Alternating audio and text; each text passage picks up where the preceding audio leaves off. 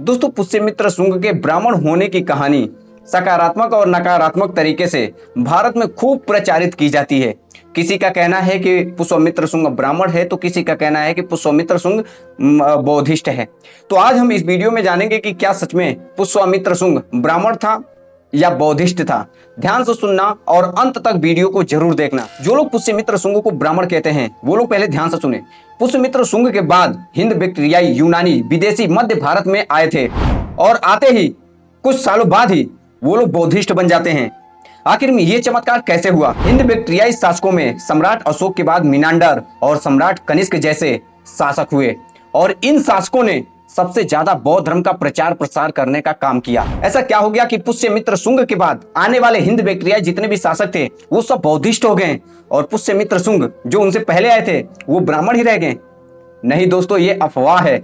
इनको वहां पर लाकर यह साबित करने की कोशिश की जा रही है कि बुद्ध के समय ब्राह्मण व्यवस्था था, ब्राह्मण लोग हुआ करते थे। ऐसा साफ साफ मतलब है। अब ध्यान से सुनना और समझने की कोशिश करना जो बताने जा रहा हूं। पुष्यमित्र शुंग की कहानी यह है कि मौर्य वंश का अंतिम शासक बृहद्रथ, इसका सेनापति हुआ करता था। कौन? पुष्यमित्र शुंग। और इसने बृहद्रथ की हत्या करके उसका पूरा राजपाट ले लिया और मौर्य वंश की समाप्ति कर दी। अब आपको देखना है कि ऐसा क्यों हुआ। आपको स्कूल कॉलेजों में पुष्यमित्र शुंग की कहानी जो पढ़ाई जाती है वो कहानी कुछ और है और रियल की जो कहानी है ये किसी और ओर इशारा कर रही है। आज सभी के दिलो दिमाग में बैठा हुआ है कि सम्राट बृहद्रथ मौर्य वंश के जितने भी शासक थे उनसे पहले के, उन्हीं के जैसे, खासकर सम्राट अशोक के जैसे बलशाली, शक्तिशाली, गुणवान व्यक्ति थे। लेकिन ये बात गलत है। जबकि सच्चाई यह है कि सम्राट अशोक के मृत्यु के बाद उनके उत्तराधिकारी कुणाल जो हुआ करते थे, उन्हीं के बाद से उनके सीमाओं में हरास होना शुरू हो गया था। अंतिम शासक बृहद्रथ मौर्य के समय तो पूर्व के सभी सम्राटों के जैसा ना ही सौंदर्य था और ना ही गुण स्वभाव, जिस वजह से बृहद्रथ मौर्य के पूर्व समय से ही दक्षिण भारत के अधिकांश क्षेत्रों में सातवाहन वंश का साम्राज्य स्थापित हो गया था और पश्चिम में क्रू जनपद, पंजाब और दिल्ली, इन क्षेत्रों पर हिंद बैक्टीरियाई का विस्तार हो गया था। अगर इस बात की पुष्टि चाहिए आपको तो हिंद बैक्टीरियाई और सातवाहन के कार्यकाल को आप पढ़कर भी जान सकते हो। बृहद्रथ मौर्य की शक्ति पूर्व के जितने भी मौर्य शासक हुए थे उन सभी से बहुत कम हो गई थी और इसी का फायदा उठाते हुए जो शुंग वंश का शासक था, उनका सेनापति था पुष्यमित्र शुंग, उनको मारकर हत्या करके उनका जो राज सत्ता था, राजगद्दी था, हथिया लिया। इस प्रकार राजतंत्र में एक दूसरे की सत्ता हथियाने का षड्यंत्र और हत्या करने की कहानियां इतिहास में बहुत मौजूद हैं। लेकिन आजकल के कुछ स्वार्थी लेखकों ने ब्राह्मण की सत्ता को पूर्व में स्थापित करने की पूरी साजिश किए हैं। अगर आपको लगता है कि पुष्यमित्र शुंग ब्राह्मण था तो उस पुष्यमित्र शुंग की कहीं पर भी या किसी भी अभिलेख में लिखा हुआ या लिखित साक्ष्य मिलता है क्या कि वो ब्राह्मण था? पुष्यमित्र शुंग के काल में कोई वेद या वैदिक मंत्रों वाली संस्कृत में कोई लिखित साक्ष्य मिला है क्या? नहीं ना। फिर हाय तौबा क्यों मचा रहे हो आप लोग? पुष्यमित्र शुंग के काल के बारे में कई लेखकों का मत है कि पुष्यमित्र शुंग ने अपने ही काल में पाणिनि और पतंजलि के द्वारा जो रामायण है, संस्कृत की रामायण, उसकी रचना करवाई थी। लेकिन आज कोई भी शुंग काल की संस्कृत में लिखी हुई उस रामायण की साक्ष्य दिखाने के लिए कोई तैयार नहीं है। आखिर क्यों? जबकि साक्ष्य के तौर पर चीनी साहित्य में मिलता है कि पुष्यमित्र शुंग द्वारा जो सारनाथ स्तूप था उसकी मरम्मत करवाई गई थी। पुष्यमित्र शुंग द्वारा लिखी गई कई साक्ष्य आज संग्रहालय की शोभा बढ़ा रहे हैं। आप उनमें से एक भी प्रमाण बताएंगे जिससे यह साबित होता हो कि पुष्यमित्र शुंग ने स्वयं या किसी के द्वारा भी वेद या वैदिक लिपि में वैदिक ग्रंथों की रचना करवाई थी, या उस समय वेद या वैदिक में चातुर्वर्ण व्यवस्था का जो समाज था वो मौजूद था? अब जिस किताब से आपको एविडेंस दे रहे हैं उस किताब को पढ़कर सुना रहे हैं, ध्यान से सुनिएगा, है ना। पुष्यमित्र शुंग भारत के बहुत ही छोटे से भूभाग का सम्राट बना था। ऐसे ही लोग अनुमान लगाते हैं कि शुंग ने जब मौर्य की सत्ता प्राप्त की थी, मौर्य वंश का उस समय का जो सत्ता था, मौर्य वंश की सत्ता प्राप्त की थी तो इस वजह से उसने अपना राजधानी पाटलिपुत्र को ही बनाया होगा। लेकिन आज तक पाटलिपुत्र की धरती से मौर्य को छोड़कर किसी के राजमहल, जो जिसको प्रसाद बोलते हैं, किसी के राजमहल का कोई भी साक्ष्य नहीं मिला है। इस वजह से शुंग का किला यहाँ खोजना बेईमानी लगता है। शुंग का किला मध्य प्रदेश सतना के पास भरहूस से मिलता है। इस वजह से कहा जाता है कि शुंग ने अपनी राजधानी पूर्व काल का जनपद विदिशा को ही बनाया था। विदिशा के आसपास आज खुदाई में शुंग का काफी साक्ष्य मिलता है जिसको आज कोई भी देख सकता है। समझे कुछ? नहीं ना। सुनो, कहा जाता है कि पुष्यमित्र जो शुंग थे उन्होंने जब बृहद्रथ को खत्म किया या उनको हटाया, मौर्य साम्राज्य की समाप्ति की, तो उन्होंने अपनी राजधानी पाटलिपुत्र बनाया होगा। लेकिन पाटलिपुत्र से एक भी उसका एविडेंस नहीं मिलता है शुंग वंश का।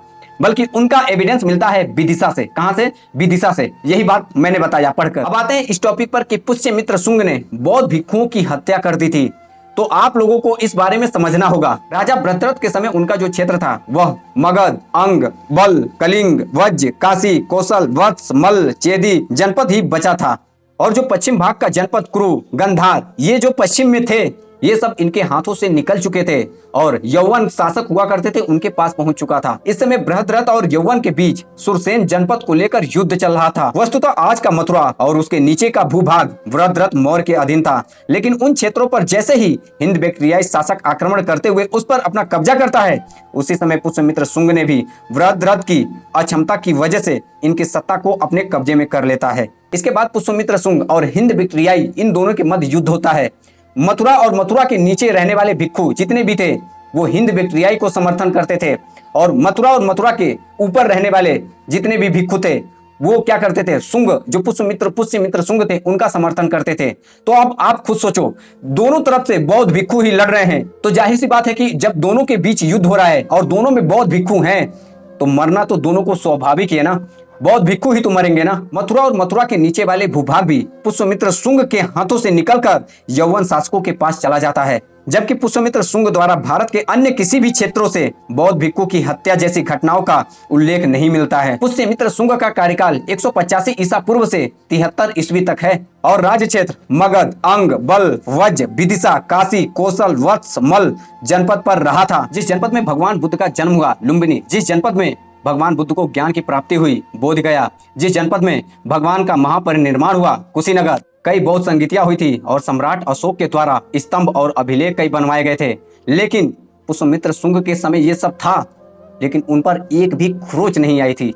क्यों? अब इसके विपरीत देखो, सारनाथ भरो जो सांची का स्तूप था, शुंग काल में इसे मरम्मत करवाने का अभिलेख मिलता है, लिखित वो भी। आज जो पुष्यमित्र शुंग के बारे में जो दर्शाया जाता है, उन हत्याओं का कारण संस्कृति ना होकर राजनीतिक था, जो सिर्फ सत्ता के लिए युद्ध हुआ करता था, सत्ता के लिए एक दूसरे का जान ले लेते थे।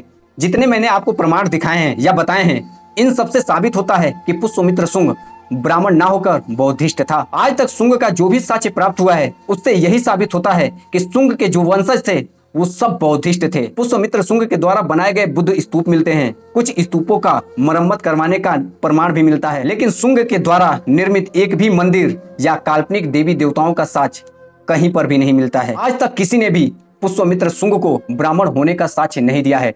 बस दो ही चीज दिया है कि बृहद्रथ की हत्या की थी और बौद्ध भिक्षुओं को मरवाया था, इसके सिवा कुछ नहीं दिया गया है। अब आपको समझ में आया कि पुष्यमित्र शुंग ब्राह्मण थे या बौद्धिस्ट थे? कमेंट करके बताइएगा और लोगों तक जरूर शेयर कीजिएगा। ज्यादा नहीं, 10 लोगों तक जरूर शेयर कीजिएगा। जय भीम।